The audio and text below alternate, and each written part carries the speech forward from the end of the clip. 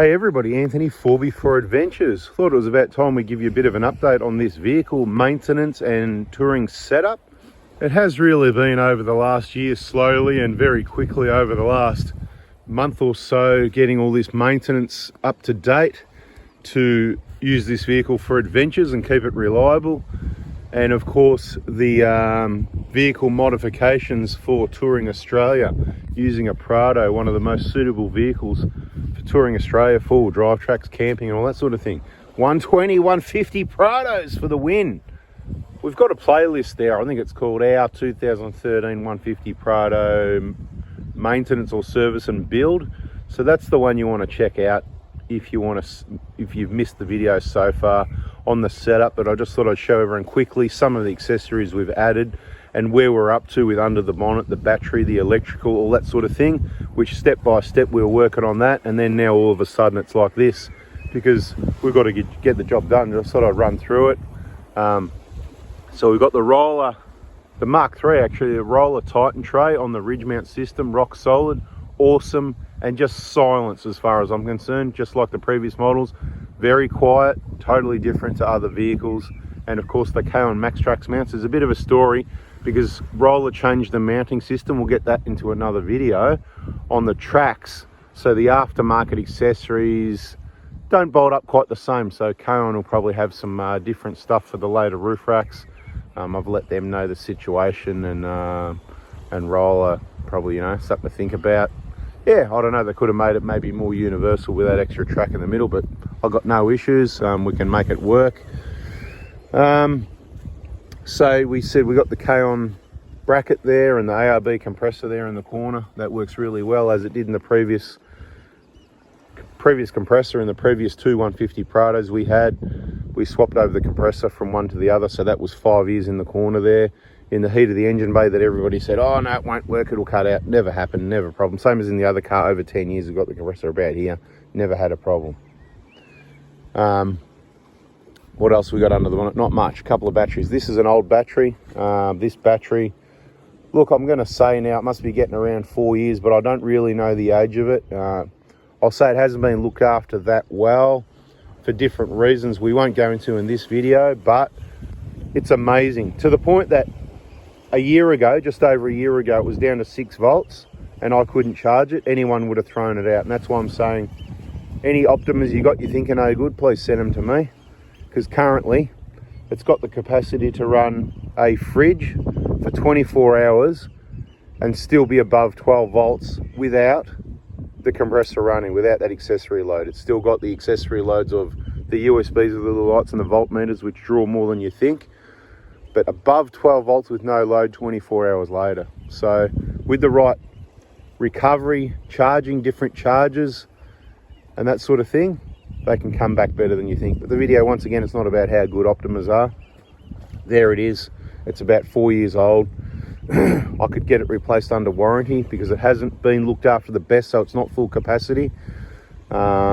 It's probably, I'll say, about 60%, but I'm still working on it. That's why I'm using it, because I like to know and learn and see what happens with these batteries. They do recover really quickly, is the good news. You run it down to 12 and then, you know, 15, 20 minutes driving and you'll be amazed how much that battery recovers and comes back. So we've got some prototype fuse holder brackets here. That's these black brackets that go across the top.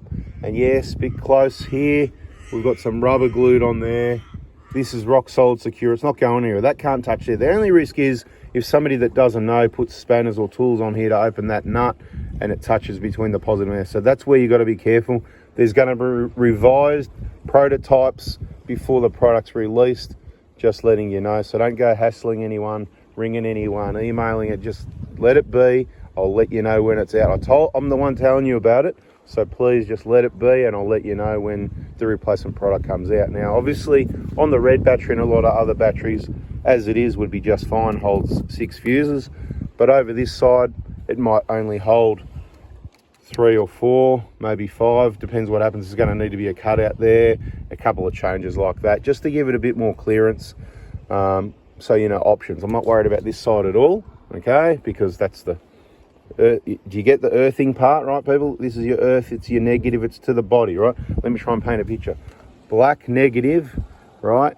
That goes to your battery, but also goes on this lead to the body. So the whole body of the car is negative. It's black, okay? Positive over here, you don't touch them to get on the battery. So you don't want to touch this positive or this positive to this bracket, because it's on the battery bracket, which goes to the body, which remember is earth. That's what we call earth, to keep it simple. All right, moving around the vehicle. So we've got the battery set up.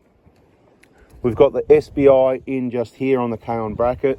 That's all this vehicle needs. Like a lot of the Prados, I've never said you need any DC-DC chargers. All the other experts said you need that.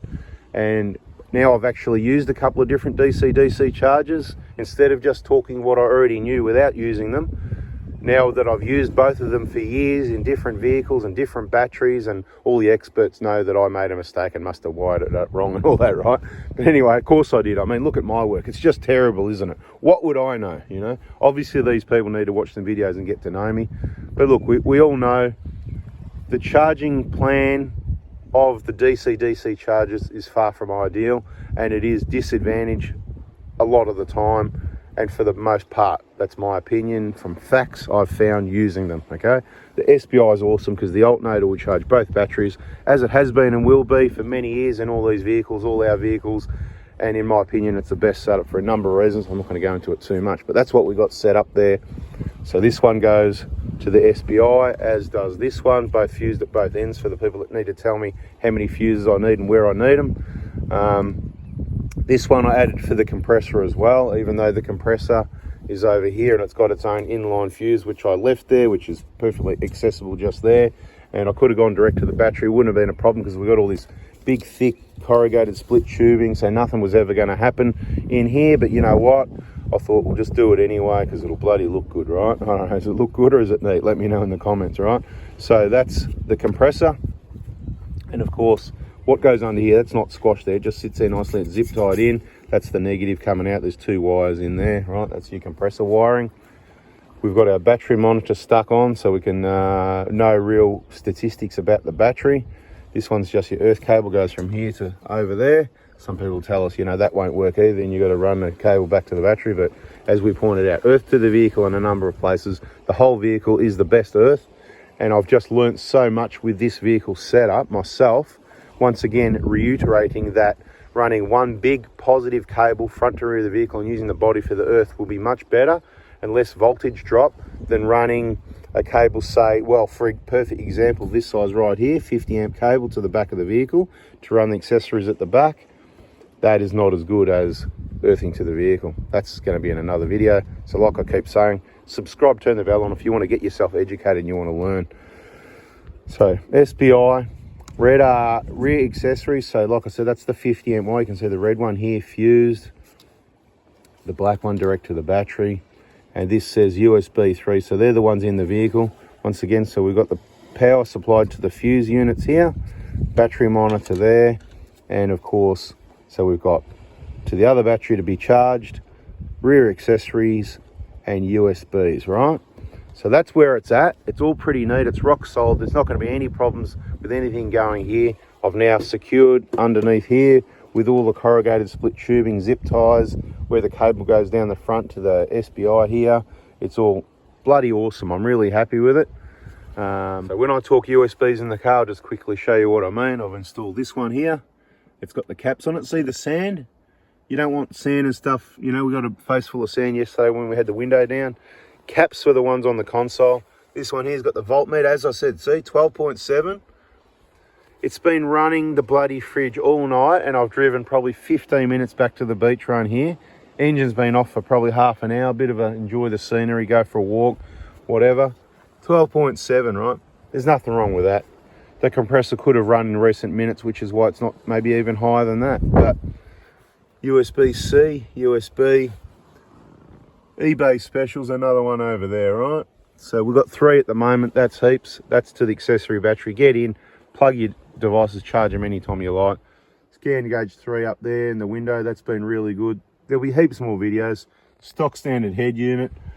It works, but the volume's a bit funny, and how they get a bit and you turn it up or down and it turns down or up. It does the opposite thing of what you are. Oricom UHF. What part number? I can't remember. Does it say it on there? Probably does somewhere, but I don't know. It's that one anyway, right? The brain's under the back seat. It's got the speaker on it. The lead goes under the mat, comes under the seat. It just sits there, right? Bloody beautiful. So that's your UHF. Excuse me. Quad lock just there. Another one over there for when we're driving and we want to get some footage for you. A couple spare pairs of sunnies in case you're coming for a drive, and of course my Ray-Bans for the win. Yes. Take a quick look in the back, and nothing exciting here. Some solar panels just in case, some recovery gear just in case. Compressor hose always lives there. Blower in case we want to blow the dust off the back. The boots in case we're going for a proper walk. Bottle of gin because you never know if you get thirsty. Spare hat. I like this one. K-On cargo barrier. Let's have a quick look in the back and wrap this one up. Oh, don't forget the nice fluffy Lambswool armrest there. Beautiful. Shovel. Don't leave home without it. Max Tracks. I thought it was a good idea to throw them on for this run. The K-On mount. That's the double mount. You can put a light there if you like as well, but that's our UHF with the small antennas. Been working fine with that radio. Beautiful. In case anyone wants to have a bit more of a look at that roof rack. We'll have more videos later. Dirty old tyres. Still doing the job. Let's have a quick look in the back in case you missed it.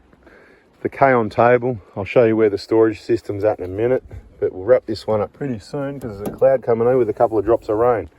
Usual cutlery and stuff in those storage areas. K-On table, chopping board, all available on their website, kon.com.au. Mate, nobody's paying me to say anything. I'm just telling you about good stuff, right? Storage tray up there, awesome. You never know if you might need a packet of chips. They're the wrong ones anyway. You got to get Smith's cheese and onion, the original and the best. Any of the cheese flavors, awesome. Some of this is temporary. Always garbage bags, hats, stubby coolers, first aid kits, pegs, tissues, whatever, right? Now, what do we got here? We've got a drawer system that I had made up from a cabinet maker friend. It's not really a drawer system, much more simple than last time. This is going to be more of a Lego setup with some K-On bits and pieces. I'll show you what I do. Hopefully there'll be some new pieces from K-On, and we can keep the weight down and maximize the versatility and storage space for you guys. But again, lots of separate videos. I just wanted to show you where it's at. So the drawer, there's no runners. We just have the sides higher. That's your runner there. Put a bit of wax on it. It slides beautiful. I'm not going to open the drawer at the moment.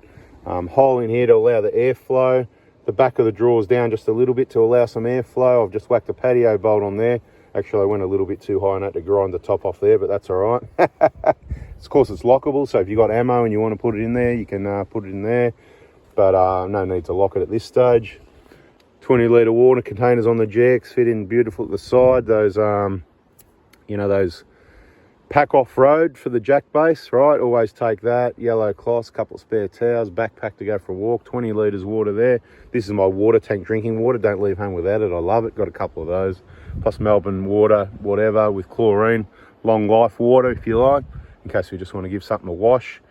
And one of the biggest things you go in King's fridge, again, it was inherited, but it works fine, so we'll risk it for the biscuit. We can live without a fridge on this trip, worst case scenario, but that doesn't mean it's a bad fridge. The XCM fridge slide, saw that in someone's vehicle. I thought it looked good. $170 from BCF. It's quiet, doesn't make a sound. It's got the little locking mechanism as well, and you just push one side down to release it to get it to slide out. It's been working well. Haven't used it that much yet, so this isn't a review on the fridge or the slide. Storage system's great like last time. It's just a floor plate. We've got a couple of bolts at the other end holding it down where that angled section at the back of the seat comes out. Same as in the last vehicle, and a couple of wing plates that just sit on the side here like this that I just mucked around and found the holes. Took those out, right, and there's another one of these underneath there, like a packer plate underneath, and basically here it just overlaps, so it helps hold it down. Not that it'd be going anywhere anyway, but I don't muck around. Right, people talk about fuses. Well, there's no shortage of fuses in here, right? So there's your wiring and there's your fuse box, whatever in there. It's all beautiful if I want to pull it out and have a look at it, but no big deal. USBs, whatever. But the biggest mistake with the original setup on this vehicle with this fridge was keeping the King's accessory plug. It was absolute rubbish. Okay, and so we've got rid of that. We've got an Anderson plug that comes in, obviously fused, and I just made up a little adapter so we can plug solar directly. We've got a solar plug at the battery at the front as well, which I didn't show you. It's direct on that blue battery, so we can plug in solar at that end, or just here at this end, whichever one. And it actually works pretty well because the thickness of the King's wire is actually pretty good, and the fridge slides in and out and it doesn't get tangled up, jammed and all that sort of thing. But there is going to be progress on this over the coming months, so stay tuned. That's where it's at the moment. I thought this was a good enough set for touring. We're not camping, it's all glamping this trip, so we don't have a lot of gear. Just throw a couple of bags in there and away we go. It's mainly just a little bit of recovery gear and backup plan. That's mainly food, backup food plan. A bit of food plan there as well, isn't it? Anyway, I've waffled long enough. Hope you liked the video. Subscribe, turn the bell on, and bada bing, bada boom. This is the Tassie Adventure. And I've done plenty of them actually, but never done videos here because I wasn't using any YouTube channels for the many, many other trips that we've done in Tassie over the last 20 to 30 years. Thanks for watching. Hope to catch you on the next one. See ya.